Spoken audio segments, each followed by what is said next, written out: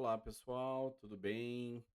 Agora vamos trazer o tema que para mim vai ser o tema de 2026, IA neurosimbólica.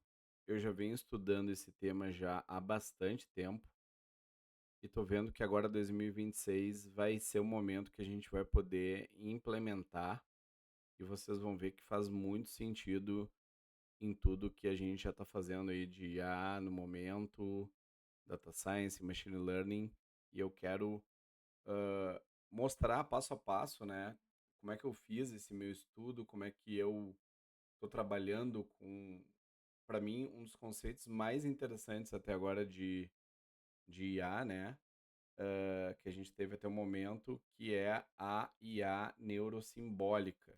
Então, nessa primeira, vamos chamar assim, nessa primeira aula, a gente vai falar só um pouco de conceito, tá? O que é a IA neurosimbólica? Ela é um método híbrido, tá, de aprendizado estatístico, ou seja, ela usa todo o poder das redes neurais, do deep learning que a gente tem, que a gente está vendo agora, principalmente com a IA generativa, né, com a lógica dos raciocínios simbólicos. E aqui está a grande novidade. As regras, lógica, conhecimento explícito, tá? Aqui faz toda a diferença essa questão híbrida. Por quê? Porque é uma fusão, é como se fosse um compound, né? É uma nova forma de gerar outputs, raciocínios na IA generativa, tá? Então a gente tem três grandes marcos de entrega, que é a questão ainda do aprendizado, que continua, né, prevalecente onde a gente está trabalhando com IA. O raciocínio, que é um ponto que foi trabalhado muito agora em 2024, 2025, esse deep think é a parte de raciocínio profundo, mas principalmente fazendo a questão com reinforcement learning, né, aprendizado por reforço, e a parte de explicar as decisões, ou seja, aqui tem um impacto direto na parte empresarial, é onde a gente está interessado, que é as decisões serem explicáveis, tá? Para a gente falar de IA neurosimbólica, a gente precisa falar sobre as três ondas da IA, tá? Isso não tem como. Ah, Jandro, esse aqui é um assunto fechado. Não, não, não.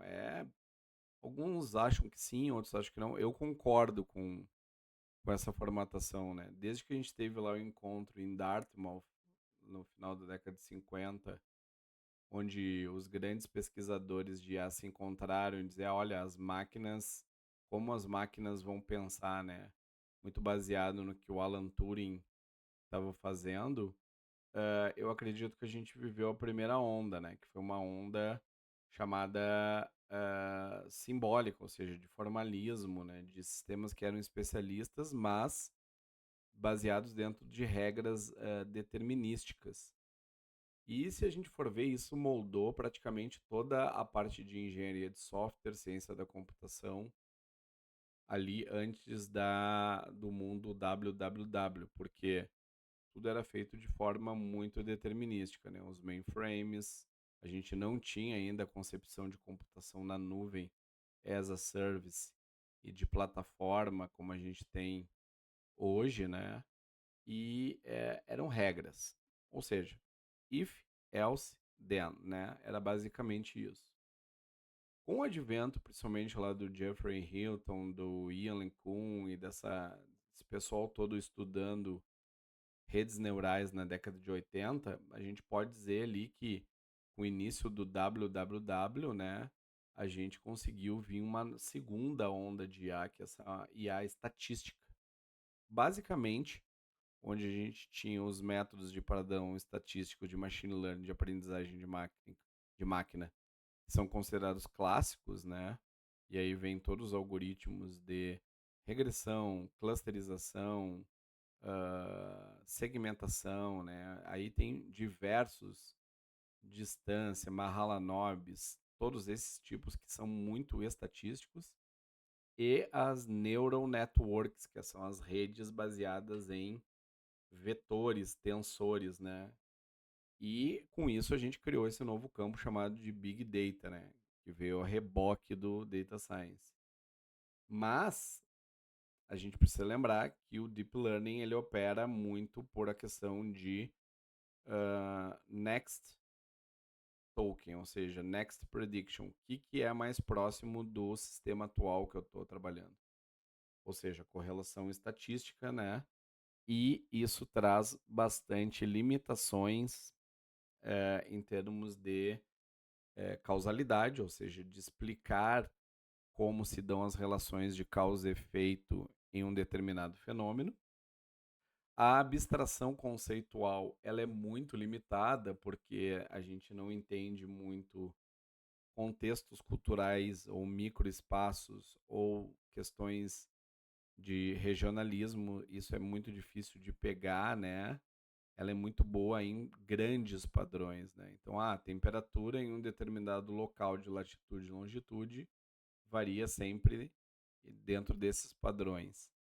Isso ela é muito boa de detectar, mas quando a gente vai para pensar em, depois a gente vai falar sobre isso em outro momento, sobre reasoning, né? Que é o raciocínio, ela tem uma questão de um comprometimento com a verdade bem difícil, que é o que é tratado basicamente quando a gente chama de alucinações, né? Isso nos traz uma série de complicações, principalmente quando a gente está tratando de ambiente empresarial. Por quê? Porque a gente precisa de algo nas empresas que chama-se, até um conceito da ciência da computação, que chama-se idempotência, né? Idempotente, que é sempre que eu fizer A e preciso de um resultado B, quando eu fizer A, eu preciso que o resultado B aconteça. Por quê? Entrei numa nota fiscal e eu preciso analisar essa nota fiscal. Se ele começar a inventar itens da nota fiscal, imagina um problema que eu vou ter financeiro, contábil, de compliance na empresa. Então eu preciso que os sistemas de IA, para que eles tenham aderência nas empresas, eu preciso que eles sejam independentes. E a gente tem um problema de limitação muito grande com esses contextos de aprendizagem de redes neurais e a generativa, GPTs e todos esses, para conseguir esses compromissos que a gente chama, né, compromissos com a verdade ou sistemas que não alucinam a ponto de comprometer um resultado empresarial. Se eu estou falando de outros tipos de aplicações, como um sistema de apoio à decisão, uma tutoria, aprender conceitos ou ver sobre algumas questões sobre notícias na internet, ou até mesmo rodar algumas funções que são pequenas, com início, meio e fim, a IA generativa resolve bem. Mas quando eu estou falando de fenômenos complexos, onde tem conceitos, contextos, ontologias, raciocínios, expertises e domínios que são muito próprios de uma área, aí todo mundo diz, eu já testei, não dá certo e tal. Então, existem essas questões e é bem nesse ponto que entra a IA neurosimbólica, tá? Que ela faz esse processo de fusão híbrido para tratar para endereçar essas questões, e é nisso que a gente vai ver nos nossos próximos encontros. Eu vou trazer várias microaulas sobre isso, porque é onde eu estou hoje trabalhando muito forte teoricamente, também na prática, né? E vamos trazer como é que a gente aplica isso também, que a gente tá vendo que tem um arcabouço já de código, engenharia de software e arquitetura muito bacana para a gente já poder trabalhar, tá bom? Essa foi a nossa primeira aula aí sobre a neurosimbólica, e toda semana eu vou estar lançando algum vídeo aí sobre esse assunto para que vocês nos acompanhem, porque para mim vai ser o tema aí para os próximos anos, já a partir agora de 2026. Grande abraço aí.